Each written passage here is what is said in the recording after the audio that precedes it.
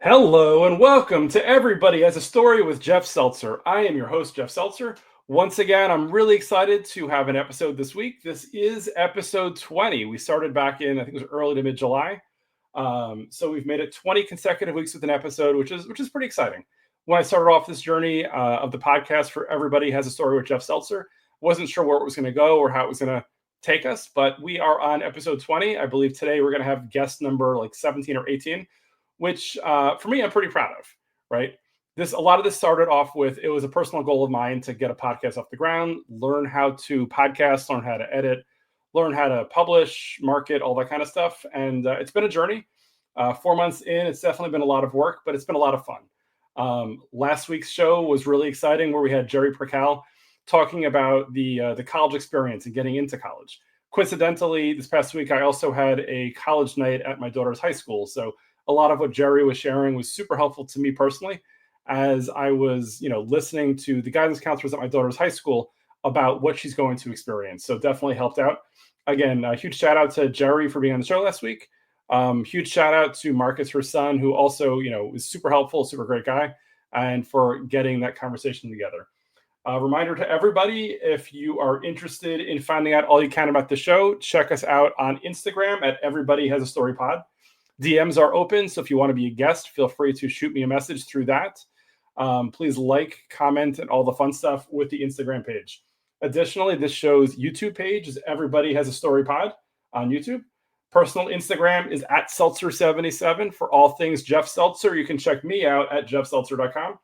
Additionally, for the show, if you want to be a sponsor, if you want to send me something, feel free to email the show at everybodyhasastorypod@gmail.com. Reminder to everybody, we are on all podcast platforms that I know are available, but you probably know that because you're listening or watching right now. So once again, we are video on both Spotify and YouTube. We are also on Amazon, Apple, iHeartRadio, Pandora, Castbox, Good Pods, lots of other places too. And somehow all these other podcast centers just kind of syndicate out and pull it in, which is really cool.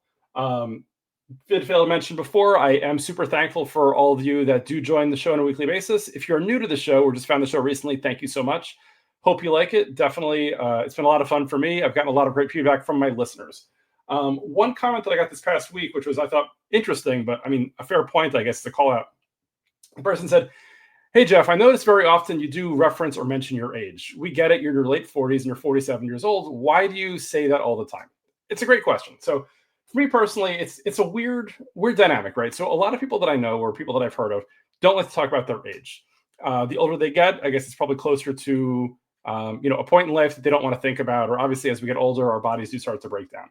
For myself, reminding everybody my age and the point in life I'm at, I think is definitely helpful and definitely adds perspective to this podcast. If I did this podcast when I was 18 years old or 25 years old or even 35 or 40 years old, I would probably have a different perspective and it would come across in a different way. So I want to make sure that all my listeners and viewers, when they're listening, understand, this is obviously the mindset or perspective of a 47-year-old guy who's married for almost 20 years and has two daughters who are in high school. Very different than somebody who might be from, 25, 30 years old, not married, one kid, married, two kids, three kids, whatever it is. At the end of the day, I think my age and the point in life that I'm at definitely gives a different view. So you might disagree with what I have to say, but you might agree with what I have to say. So at the end of the day, I do think age is an important demographic to keep in mind. When I'm 75 years old, if I'm still podcasting, my view might change again as well. So regardless, just something to keep in mind. Like it or don't like it, I am 47 years old. I'm willing to accept it. I'm halfway to 90. I'm halfway to 94 years old at this point. So if I do live to be 94, I'm halfway there, which is exciting, I guess. So we'll see. Hopefully, knock on wood, I'll make it that old, and we'll see what happens. With that said, I did want to introduce my guest for this week. This week, I have Anthony York. Anthony, it's great to meet you. It's great to meet you. Thank you for having me on the show. Awesome. Thank you for coming on. So real quick, before giving Anthony an opportunity to introduce himself, I do want to shout out my friends Chelsea and Jay, both from the Orlando, Florida area. Friends of mine who I've talked about on the show before. I met them a bunch of years ago. Jay works down in a magical, let's say, Mickey land, and Chelsea does a lot of different things. Chelsea and Jay introduced myself to Anthony for this conversation. So a lot of great things about Anthony and some of the great work he's working through and trying to accomplish. So Again, shout out to Chelsea and Jay. With that said, Anthony, do you want to give a little bio on yourself? Who is Anthony York? Hi, I'm Anthony York. So I've been a very big fan of animation since I was a little kid. I went ahead and did some competitions in high school that really fueled the passion for it. I ended up competing and winning a couple of competitions that really cemented that. So I went to school for it. I graduated and I currently also work for the Mouse Company. I'm trying to work my way up through that. But I love to tell stories. And that's really what I'm all about. Awesome. Well, I appreciate you sharing and thank you for coming on, Anthony. I really appreciate that. So, before getting into obviously your love for animation, all that kind of stuff. So, again, I believe we talked about earlier before we went on the air. You are originally from Tennessee. Is that correct? Yes, I'm originally from Tennessee. You were born there, grew up there, I assume? Yes. Got it. And then at some point in your life, you moved down to Orlando. Did you move there for the college Disney program, or did you just go to school in Florida, or kind of like what pulled you down to the Florida area? So I moved down for school. I went to the Dave School, Digital Animation and Visual Effects. It's actually on the back lot of Universal. Um, so I got to learn there and also play there, as the words go. Nice. We got to do my final block, our project. We got to make a commercial for NASA, actually. Awesome. That's really cool. Okay, so you went to school there, which was for things like digital and animation and all those types of fun stuff. And I assume you went there, did that with the view or the idea of eventually getting a role, either working for Universal or working for a studio of some kind. Was that kind of the track or kind of the goal that you had at that point? The dream job was always Disney. I've loved Disney ever since I was a little kid. I was going to the parks ever since I was a little kid. I was hooked on all the movies. But more importantly, I was hooked on the behind the scenes of the movies. I loved watching how they would draw characters. I loved how they would create cameras just to do specific shots. Um, I was a big fan of Walt Disney. I was a big fan of creators and where they got their stories and where they pulled their inspiration from. And I looked up to those guys. Awesome. That's really cool. So, and again, for those of you out there, and even for myself, I know very little about this terrain. So if I'm asking too many questions, that's probably the way that this is going to go. But from like an animation perspective, so you went to school, you did that kind of stuff. From an animation perspective, is it still like hand drawn animation, like old school Simpsons and Flintstones stuff like that, or is most animation that you work with and that kind of the industry works on now more, I guess, like computerized, like Pixar and such? Most of it has been computerized. There's very little traditional 2D animation done nowadays. Not to say that there aren't exceptions, but most of them have some sort of, we'll say, gimmick in which it can be made a lot simpler. Right. Um, but a lot of what I learned at school was the 3D animation, and then I've mostly taught myself the 2D. Nice. So, as of right now, you currently, as you said, work for the Mickey company. Do you have any like side hustles that you're working on in animation? Do you have, I guess, like even just personal hobby projects, or kind of like how do you keep yourself kind of occupied right now, like in animation, to kind of like hopefully eventually get to that kind of a role if that's what you're looking for? So I recently created my own YouTube channel, and I'm trying to get out my work that way. But I recently took on a project for the last 2 years where I was trying to pay tribute to Kevin Conroy. He voiced Batman for 30 years, and he had a very deep impact on my life. So I thought a good way to memorialize and commemorate that was to write and storyboard a movie in his honor, and I sent it off to Warner Brothers. Nice. So what does that process look like before we find out the results of it? So if like me, if I'm an animator, I'm doing something or storyboarding, and I'm like, hey, I'd love to get it to, like James Gunn or whoever is responsible for DC at this point.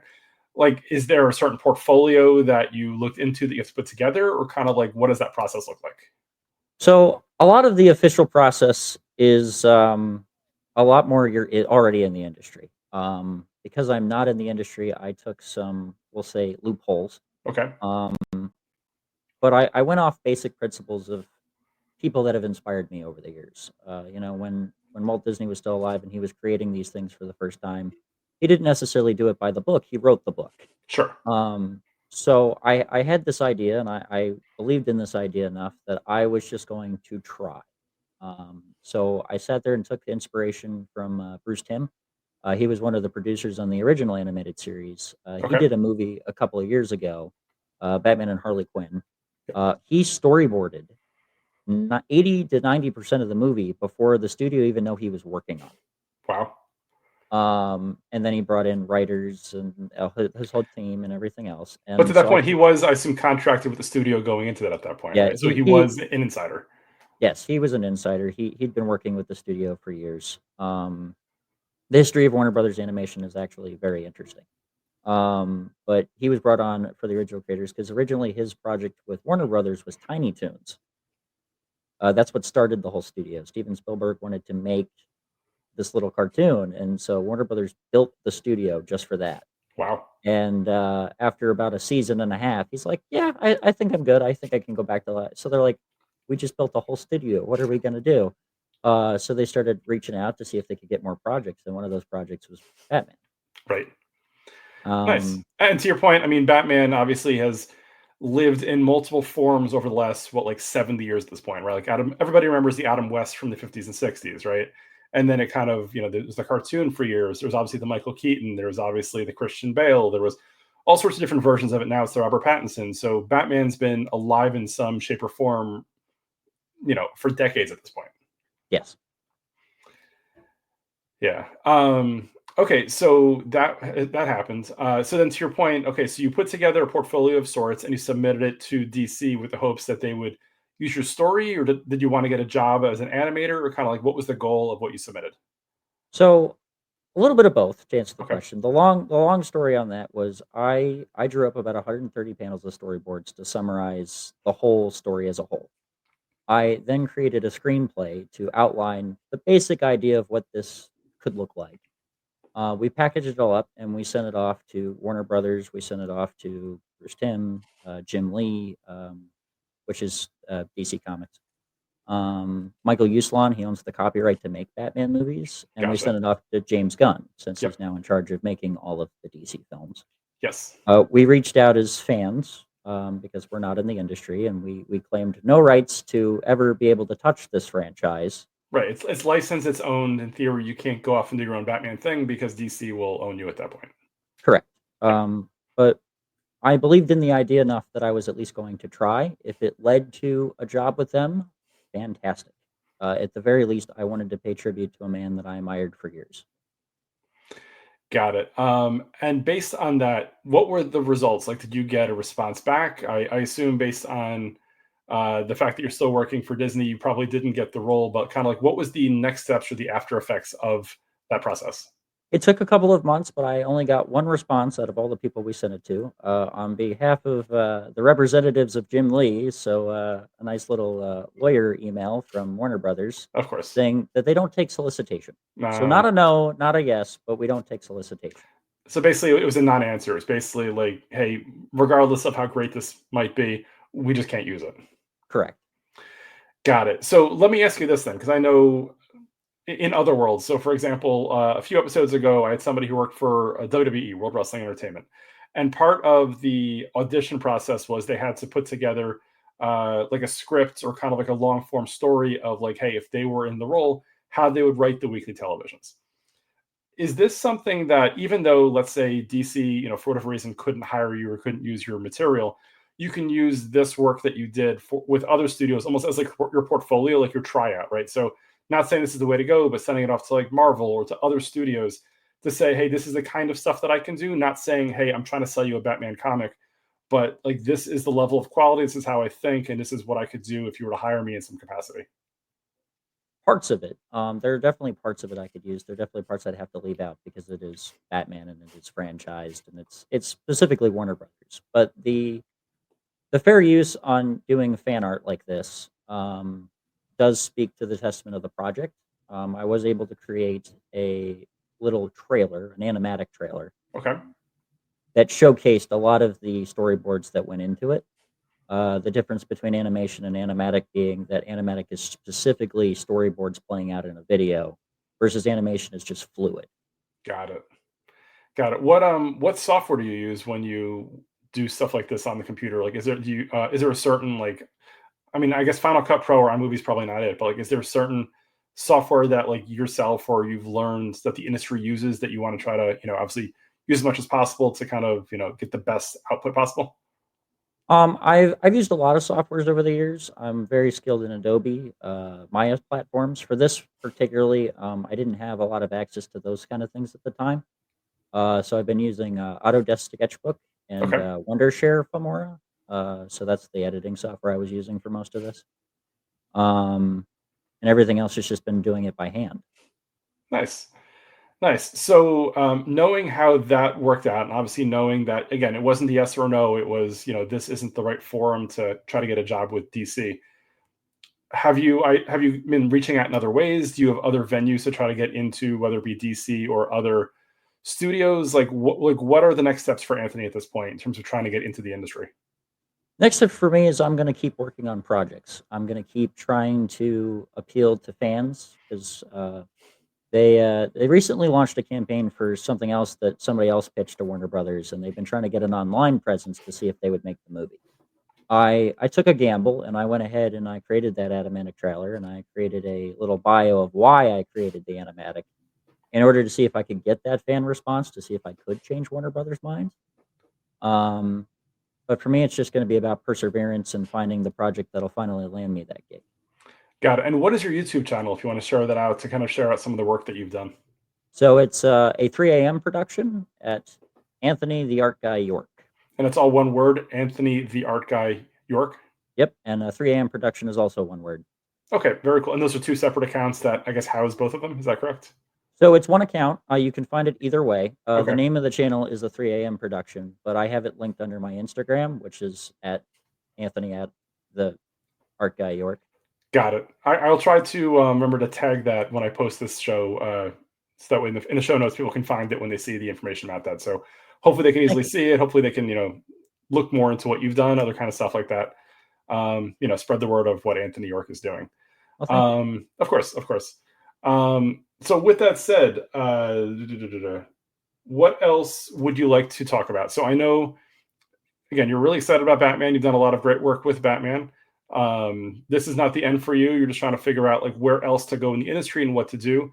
Working in Disney, are there opportunities to move up the ladder, going like working from the parks to headquarters, right? Because Disney is obviously one of the bigger animated movie studios in the world. Like, is there an opportunity? Like, do you know the people? Is that kind of a journey for you to try to find the path? Like, what does that look like, if at all?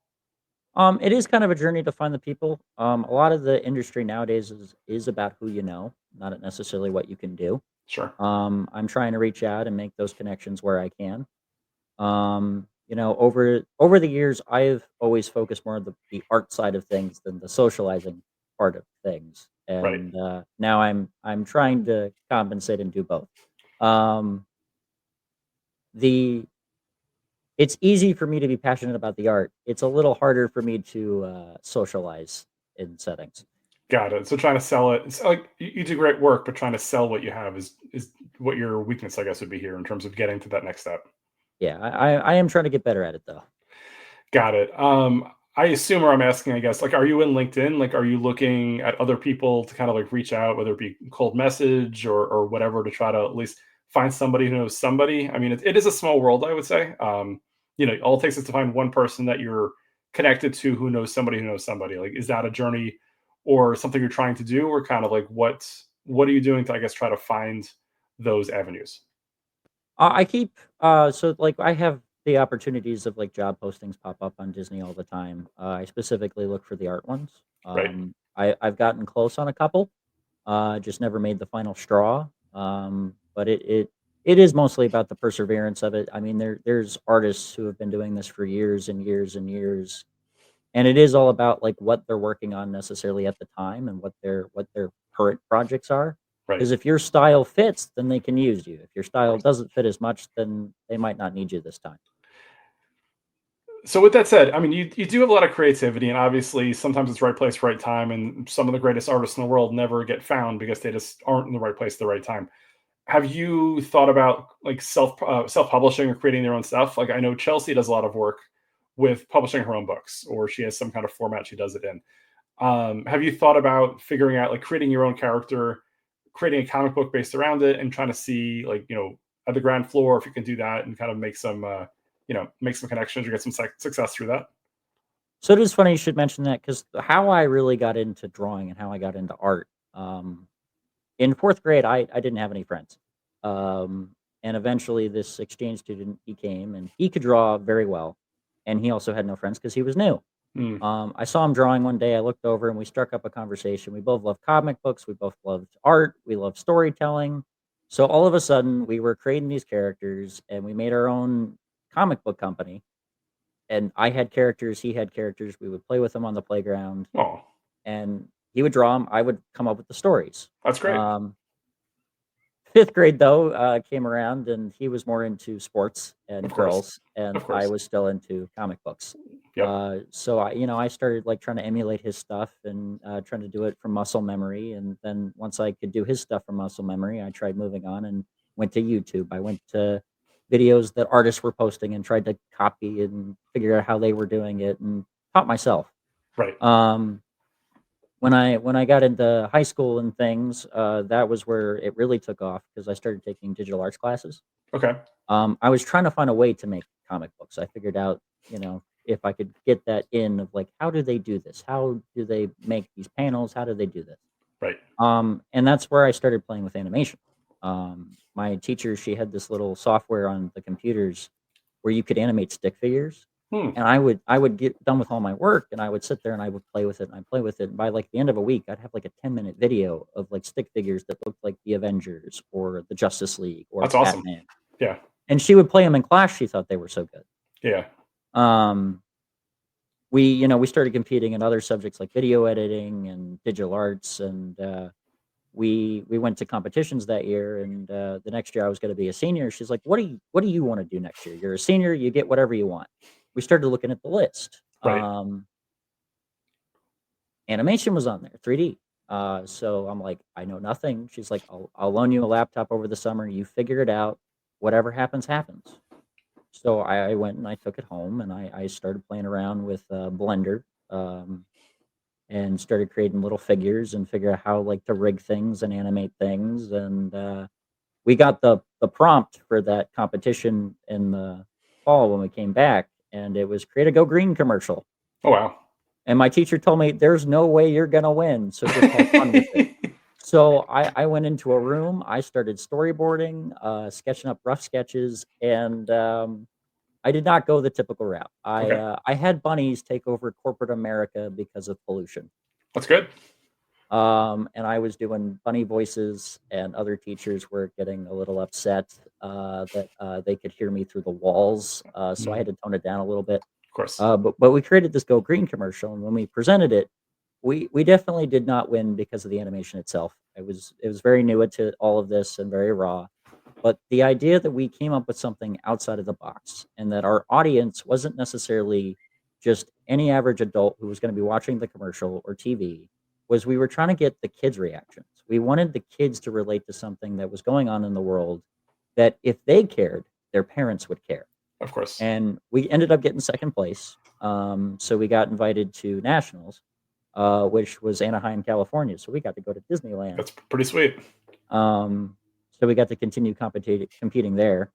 And then that's really when I started going to school and we started learning how to do this stuff for real. I found out that everything I was doing was wrong. Got to learn the right way to do it. But sometimes that's how you learn is just running into it. Like, all right, this works. This doesn't work. It worked for what we needed, but okay, here's another way to do it.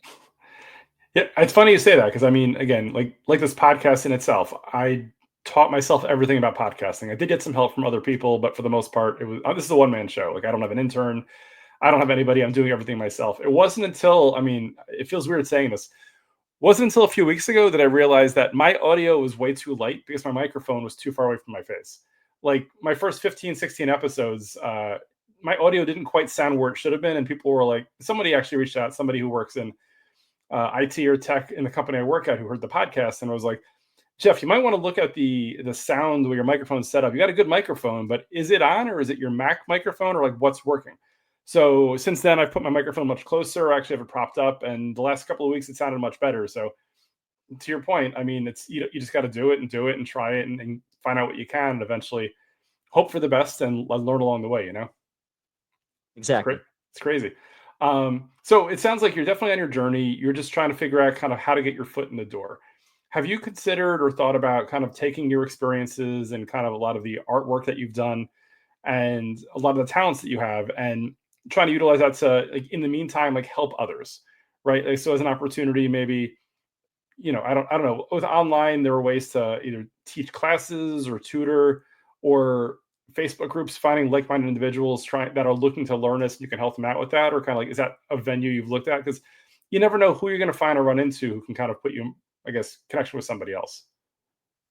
In part, that is kind of what I've been trying to do a little bit with my channel. I have been trying to set up my videos in a way that maybe people could follow along if they wanted to and draw along with me. Yep. I do little factoids and try to explain characters that I'm drawing and things like that as well. But I have tried to keep in mind that maybe some people would like to learn to draw as well. Right. Um, Down the line, I have some ideas for videos where I specifically just here's how you do this, here's how you do that. But I have tried to keep those things in mind going forward with it. I've been involved with peer teaching when I was in high school, Nice. and I really did enjoy that experience.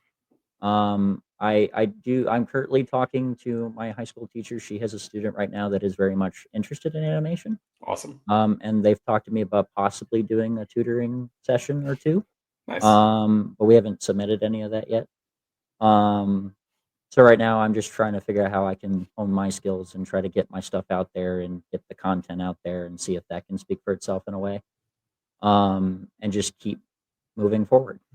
Awesome. I mean, that's all we can do, right? I mean, life is tough. All we can do is, keep working as hard as we can, learn as much as we can until that right opportunity pops up or that foot in the door happens. I mean, it could happen early, it could happen late, it may not ever happen, right? But for us, just keep trying, keep pushing. And it sounds like you do have a lot of passion for this. You love doing this. So hopefully, you do find something at some point and the opportunity shows up. But in the meantime, it sounds like you're just kind of trying to help yourself get better. You're trying to kind of keep pushing yourself and keep trying to just spread the word, right?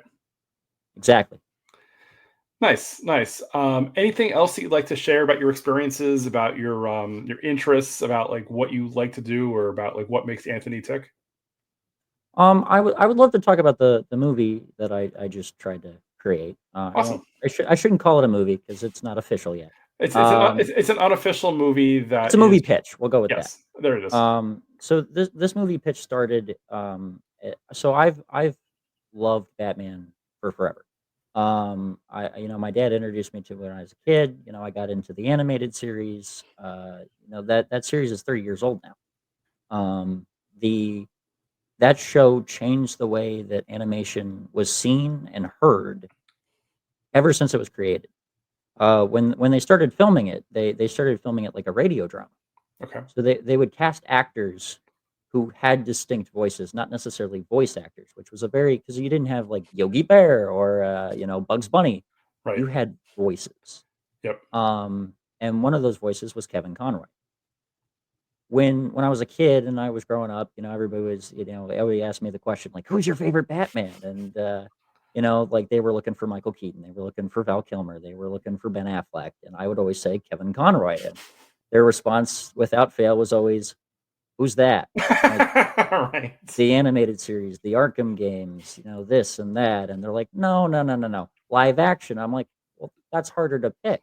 Right. Because for me, Kevin Conroy was and is Batman. The way Sure. that he defined the character was revolutionary not only for the time, but it's what all actors tried to recreate for themselves. He found the distinguish line between the character of Bruce Wayne and Batman. Because the thing that he understood about the character was Batman is not the alter ego. Batman is the true self. Batman is the place that he went to after witnessing the horror of his childhood. That is who he became. Right. He has a lot of heart in that. He's not all just going around beating the bad guys and doing pow and zam, and he cares about people and he wants to give back to the world. And the nobility of that mission is what everybody loves about Batman. Right. But the thing that Kevin Conroy understood was Bruce Wayne is the performance. Bruce Wayne is the suit of armor that he puts on for the world. And for a kid like me growing up, being at school and liking the things that I liked was not very popular when I was a kid. So to say that I was made fun of and teased is, we'll say that. Yeah. So Um, real quick, on a side note, I mean, I can completely relate. I wasn't really as into the animated Batman. I'm a few years older than you are, so I'm not sure it really was a thing when I was a kid. But I've always been a professional wrestling fan, which comes and goes. But when I was growing up, I was that lone wrestling fan who would wear wrestling T-shirts to school and stuff like that. And it wasn't always easy to be that guy. So I get the fact that it's oftentimes weird or tough growing up, being very interested in like a very niche or very targeted thing that nobody around you gets. Completely exactly. understood. Yeah. So for me, Batman was that safe place that I could go to. That I needed to find a way to make my Bruce Wayne, my that suit of armor that I could put on at school, and but still secretly care and still do all the things that I could do, maybe behind the scenes, and still help everyone that I could. Right. Um, Having that sense has given me a very strong moral compass in growing. It was something that I looked up to. It's something that I strived for.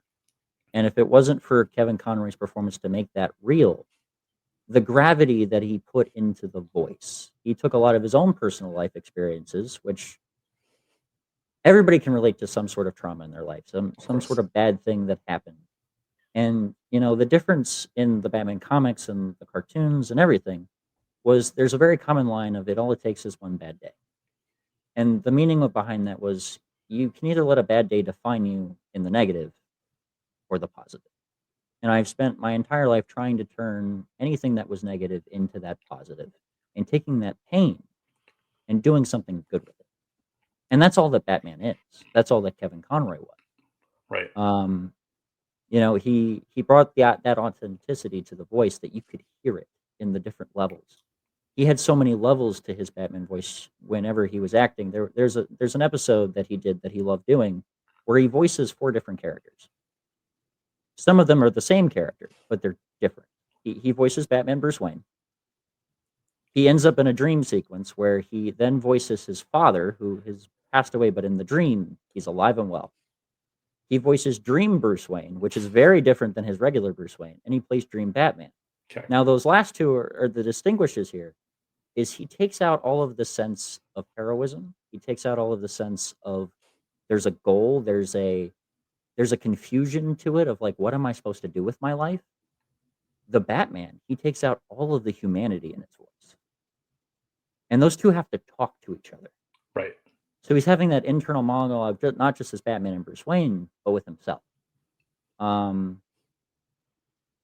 it just brings such an impact to me watching this as a kid of like, everybody struggles with their internal monologues all the time. And that's such a real emotion to put into that voice that we thanked him for it. Definitely. When I grew up, and I've been a fan for forever, somebody got me a cameo video from him, Oh, and nice. it's one of my favorite presents. They actually sent him. Over the course of years, I'll draw something, and I think it looks really good at the time, and I'll get it printed, and I'll put it. I'm like, all right, this is what I did. Let's come a couple years later, and like, let's see what I do then. Sure.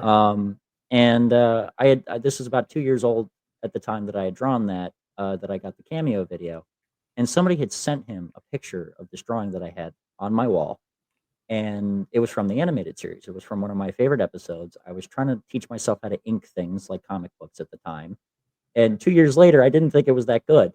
But he saw it, and he in the cameo video, he starts talking to me about the artwork. He Oh, starts wow. personalizing that to me of like where the show started, like how they painted things on black backgrounds and the animated cells that went into it, how he loves collecting cells, so he can relate to that. He even sent an email attached to the cameo video having some very nice compliments from me about my art and that he couldn't wait to see my name on the big screen someday Oh, and that my attention to detail was terrific.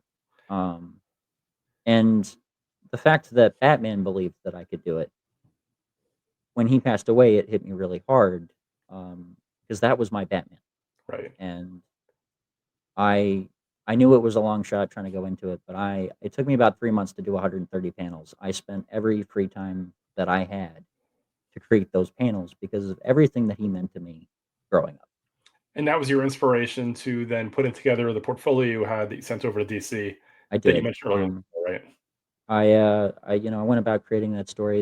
In the cameo video, there's actually parts of the cameo video that I was able to, because one of the goals with this story wasn't just to make a Batman movie. It was to create that everyone experiences loss, everybody experiences pain, but you can still do something with it. You can still go through the stages of grief and not let it destroy you. And Right. that it was something that Conroy stood for immensely. So putting that in the Batman movie and making that the theme was something that I thought would be a very good tribute to him and his life, not just to Batman. Right.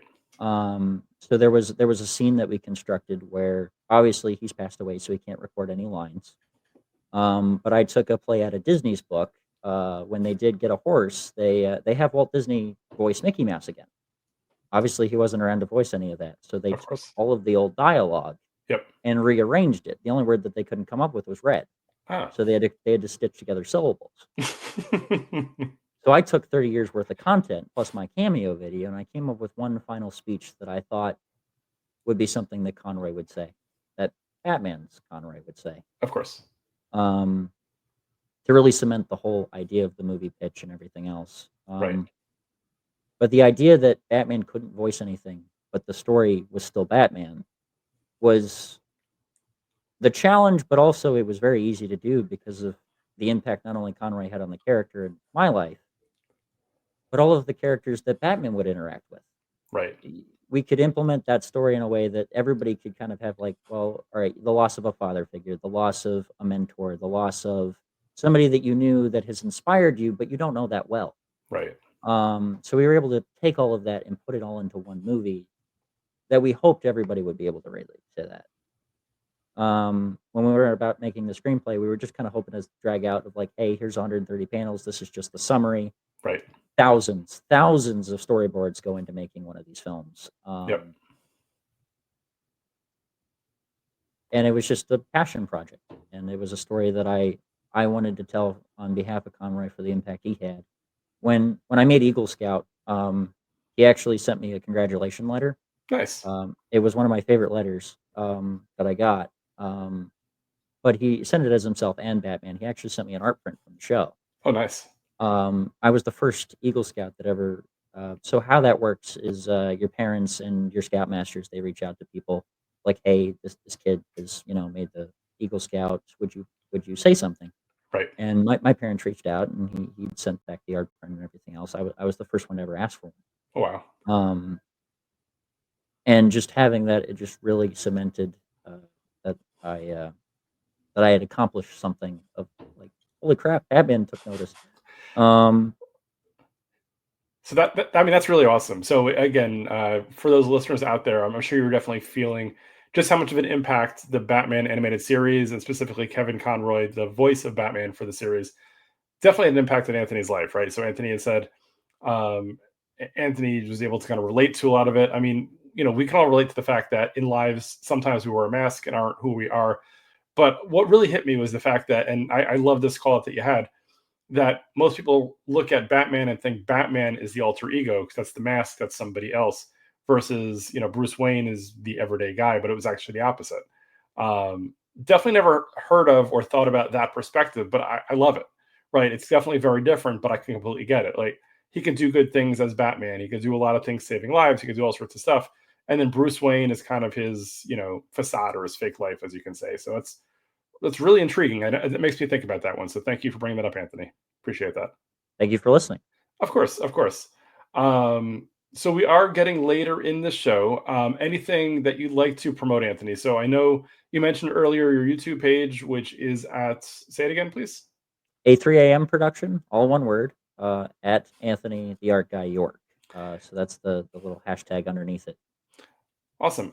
If anybody out there has any opportunities for or need an animator, like, do you do like ad hoc animation projects, or are you more looking for kind of like the big leagues for a role? Like, if somebody was like, hey, I'd love to get a video of X or animation of Y or whatever else like that, are those types of, like, do you do side jobs or not really? I've taken on commissions before. Obviously this was my passion project, and I put a lot of time into that. Of course. I haven't done a lot of commissions, but I am open to commissions. I am trying to get into a studio. I'm trying to create and do this not just for a living, but it's. I've always believed that if you love doing something, you do it for free. Now, obviously, you can't buy groceries on free, No, but you can't. I would do it for free, and I've proved that 10 times over with everything that I've done. So anything I can help with, any projects that I can undertake, I just like doing them. But now I've gotten to the point in the talent and the creative side that I actually want to do this. Like I want to work with people and do it, and Right. be in the studio and like work on a movie or work on a show or a commercial or whatever. Yep. It's just finding those stories worth telling is such So a fulfilling thing.